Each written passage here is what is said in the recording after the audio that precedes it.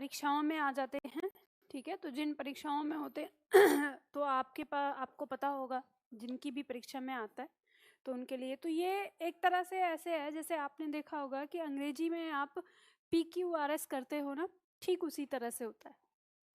तो इसमें अव्यवस्थित वाक्य खंड यानी य र ल व, इनका मतलब क्या होता है, दो तरह से ये आता है। या तो आपको पूरा पैराग्राफ जो है वो व्यवस्थित करना होता है, या कोई एक वाक्य होता है जो लंबा होता है, उस वाक्य के टुकड़े किए होते हैं और वो वाक्य आपको करना होता है। तो इसे इसका कोई नियम नहीं है करने का कि कैसे करना है, ये सब आपकी समझ है। जैसे हमने गद्यांश के लिए देखा कि जब हमने गद्यांश देखा तो गद्यांश पढ़ के और तब हम उसे समझ के और तब उसको हल कर रहे हैं, तो ऐसे ही अव्यवस्थित वाक्य खंड भी आपको समझ से ही करने होते हैं। मैं आपको तरीका बताऊंगी, कोशिश करूंगी कि आपके लिए वो चीज़ आसान हो जाए, आपको समझ में आ जाए। तो किस तरह से करेंगे हम यहाँ देखेंगे। जो ये अव्यवस्थित वाक्य खंड होते हैं, इनमें क्या होता है, पहले तो जानते हैं इनका प्रश्न जो है किस तरह से आता है, उसका नेचर क्या होता है। तो इसमें लगभग ना 6 टुकड़े होते हैं। पहला टुकड़ा वो अपनी जगह स्थिर होता है और अंतिम टुकड़ा वो अपनी जगह स्थिर होता है। तो बीच के 4 टुकड़े होते हैं वो अव्यवस्थित होते हैं और उन्हें ही हमें व्यवस्थित करना होता है। तो जैसे हमारे सामने यहाँ पे पहला प्रश्न दिया हुआ है, इसको हल करेंगे, यहाँ देखेंगे कि किस तरह से आपको करना होता है। तो ये ऐसा होता है, जैसे देखो वाक्य दिया है, पहला वाक्य एक ये अपनी जगह है और ये वाक्य छठा यहाँ पर ये अपनी जगह है, बाकी ये अलग अलग हैं। तो दिया हुआ है कि जिस समाज में ब्याहता को प्यार के आगे यह दिया है ही अग्नि की भेंट चढ़ा दिया जाता हो, फिर वह समाज निश्चित रूप से स्थान पर यातना दी जाती हो, अकारण सभ्यों का समाज नहीं अपितु नितांत असभ्यों का समाज है। तो हमने पंक्ति पढ़ी और पंक्ति पढ़ने के बाद हम इसको किस तरह से हल करेंगे वो देखो। तो जब इस तरह का जब हम वाक्य पढ़ेंगे तो कुछ हमारे दिमाग में एक थीम बन जाएगी कि इस तरह से बनना है। और अगर मान लो कि लगे कि नहीं, दिमाग में ऐसा नहीं आ पा रहा है पूरी तरह से कि कौन सा वाक्य किधर होगा, तो हम इसके ऑप्शन पे जाएंगे। ऑप्शन से करना बहुत आसान है। तो अगर आप ऑप्शन से कि काटने वाली विधि से, अब हम इसमें देखेंगे 4 ऑप्शन हमारे सामने दिए हैं, क ख ग घ। क में पहले नंबर पर य है, ख में पहले नंबर पर ल है, ग में पहले नंबर पर ल है और घ में पहले नंबर पर व है। तो हमें एक बात यहाँ पे समझ में आई कि यहाँ पर जो पहले नंबर पर हो सकता है या तो य, या तो ल, या तो व। अब यानी जो र है वो नहीं हो सकता। तो अब हम यहाँ देखेंगे कि इन तीनों में से अगर हमें एक भी पता चल जाए कि पहले नंबर पर जो है वो कौन सा होगा, तो हमें बहुत सारी चीज़ें मिल जाएंगी। तो हम देखेंगे कि सबको लगा कर कि जिस समाज में ब्याहता को प्यार के, पहले हम य वाले को देखते हैं, तो प्यार के ही अग्नि की भेंट, तो यहाँ से वाक्य का कोई जोड़ नहीं बन रहा, मतलब पहले स्थान पर य तो नहीं होगा, य नहीं होगा तो ये क कट गया, अब हमें ये उलझन नहीं करेगा।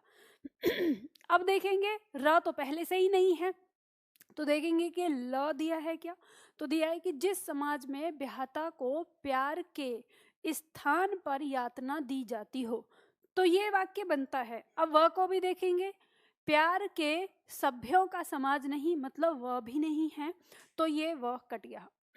तो हमें ये पता चल गया कि पहले स्थान पर तो हमारा क्या है, ल। तो 2 ऑप्शन में से कोई सा भी हो सकता है। अब हमें यहाँ पता चल रहा है कि ल के बाद य या र। अगर हमें ये पता चल जाए कि ल के तुरंत बाद इन दोनों में से कौन सा है, तो हमें पता चल जाएगा पूरा का पूरा। तो हम देखेंगे कि हमें पता चल गया कि स्थान पर यातना दी जाती हो, अकारण। अब अकारण के बाद हमें देखना है, पहले यह देखेंगे, अकारण ही अग्नि की भेंट चढ़ा दिया जाता हो, तो हमें ये सही लग रहा है। और हम देखें अकारण वह समाज निश्चित रूप से, तो यानी र नहीं है, इसका मतलब ये कट गया, हमारा उत्तर आ गया। अब हमें से कुछ इससे ज़्यादा कुछ देखने की ज़रूरत नहीं है, हमारा यही आंसर बन गया। और हम अब इसे सेट करके देख सकते हैं।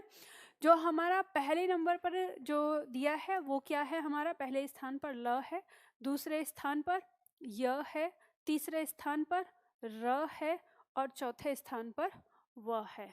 अब हम इसे पढ़कर देख लेंगे।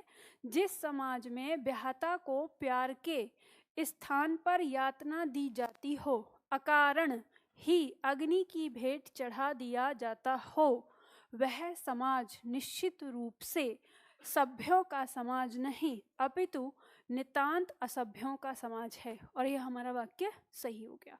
तो इस तरह से हम जो हमारे अव्यवस्थित वाक्य खंड होते हैं उनको व्यवस्थित करते हैं। ठीक है, तो बात समझ में आई।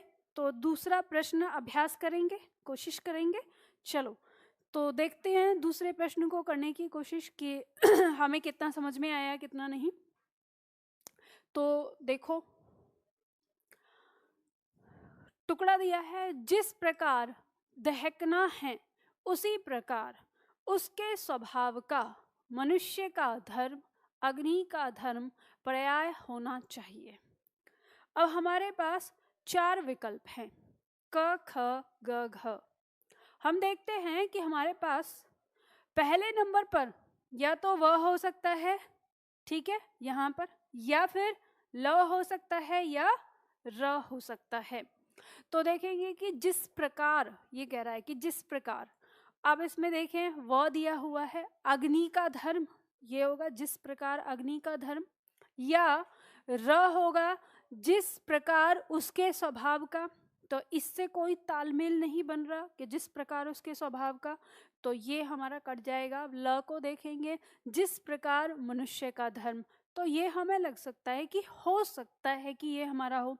जब ऐसी स्थिति हो कि ये हमारा हो सकता है, तो वैसी स्थिति में जो ज़्यादा होने की संभावना है हम पहले उसको लेकर चलते हैं।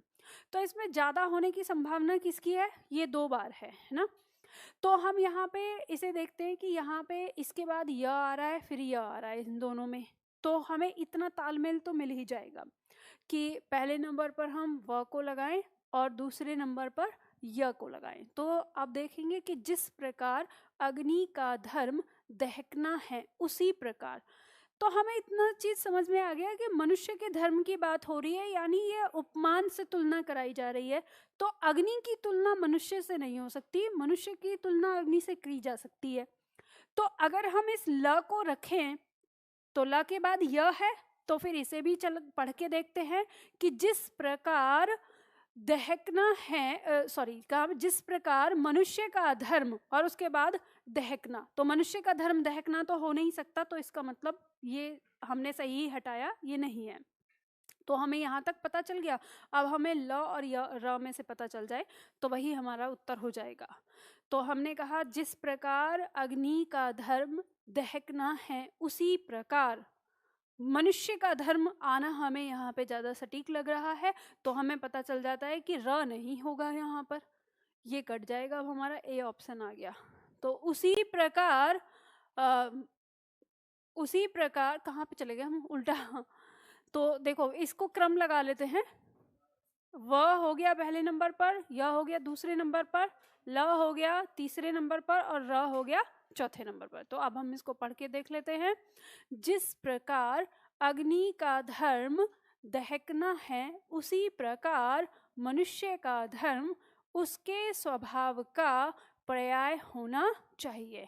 तो मतलब ये पंक्ति क्या कहना चाह रही है कि जिस प्रकार से अग्नि अपना धर्म निभाती है, दहकना, जलना, उसी प्रकार से मनुष्य जो है, मानव का जो धर्म है वो क्या है, परोपकारी होना। यानी उसके पास बुद्धि है, विवेक है, वो समाज के लिए जी सकता है, तो उसका स्वभाव वैसा ही होना चाहिए।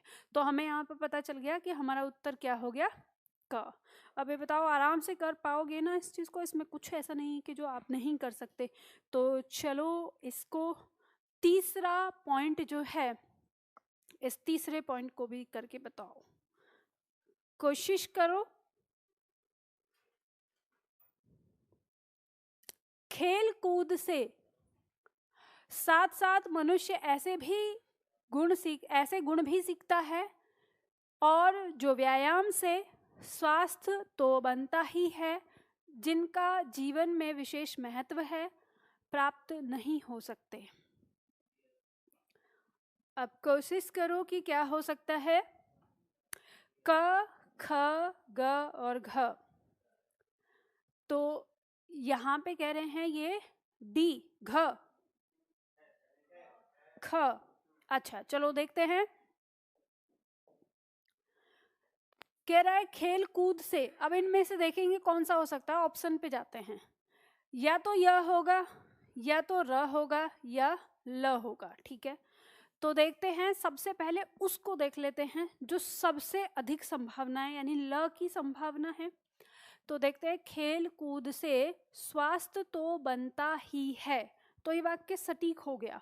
अगर हम बनाएं य को, तो खेल कूद से साथ साथ, तो से के बाद साथ साथ लगेगा नहीं, तो ये हमारा कट जाएगा। और अगर हम इसके बाद र की बात करें कि खेल कूद से और जो व्यायाम से, तो यह भी नहीं होता, ये दोनों कट गए, हमारे पास तो आ गया। अब हमारे सामने है कि ल के बाद या तो व या तो य, तो हमें पता चल जाएगा। तो सबसे पहले देखेंगे हम व को देखेंगे कि खेल कूद से स्वास्थ्य तो बनता ही है। फिर उसके आगे जिनका जीवन में विशेष महत्व है, तो बात जो है वो अधूरी सी हो गई, कट गई। तो हमें पता चल जाता है कि हमारा जो उत्तर है वो क्या है, ख ही है। तो हम इसका क्रम बना के इसको चेक कर लेंगे। जो हमारा ल है ये पहले नंबर पर, य दूसरे नंबर पर, व तीसरे नंबर पर और र चौथे नंबर पर। तो यहाँ पर देखते हैं कि खेल कूद से स्वास्थ्य तो बनता ही है, साथ साथ मनुष्य ऐसे गुण भी सीखता है जिनका जीवन में विशेष महत्व है और जो व्यायाम से प्राप्त नहीं हो सकते। तो ये हमारा वाक्य जो है बिल्कुल सटीक हो गया। तो इस तरह से हम इनको अव्यवस्थित वाक्य खंड को कर लेंगे। तो अब बताओ, इसमें कुछ ऐसा है कि जो आपको दिक्कत हो? तो आप एक काम करिएगा, या आपका घर पे होमवर्क रहेगा, आप घर पे इसका अभ्यास करिएगा कि किस तरह से होता है। बहुत आसान है। देखो, पहले मैं ना ये सब चीज़ें नहीं कराती थी, ऐसे क्लास में दे देती थी। आपकी जो इकाई 8 है, ये एक तरह से आपकी क्या है, अगर हम देखें तो पिछले 4-5 दिनों से हम जो क्लास कर रहे हैं उसमें मेरा रोल कहीं नहीं है। सारी चीज़ें जो हैं वो आपको खुद पढ़नी है। लेकिन फिर बहुत सारे छात्र ऐसे शिकायत करते थे, मैम हमको समझ में ही नहीं आ रहा। तो फिर मैंने कहा चलो ठीक है, आपको कोई नहीं, 1-2 क्लास और बढ़ा के आपकी मदद कर देती हूँ कि किस तरह से आपको पढ़ना है।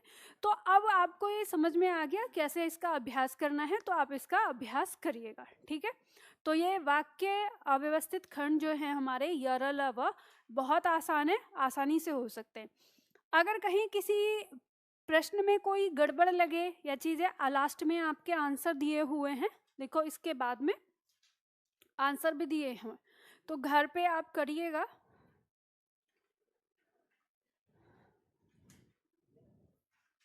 लास्ट में आपके ये आंसर दिए हैं, ठीक है, इनमें आप देखिएगा, मैच करिएगा कि जो सही है। और जो आपको लगे कि नहीं ये मुझसे नहीं हुआ है, इसमें कोई दिक्कत है, तो फिर आप मुझसे उससे पूछ सकते हैं। ठीक है।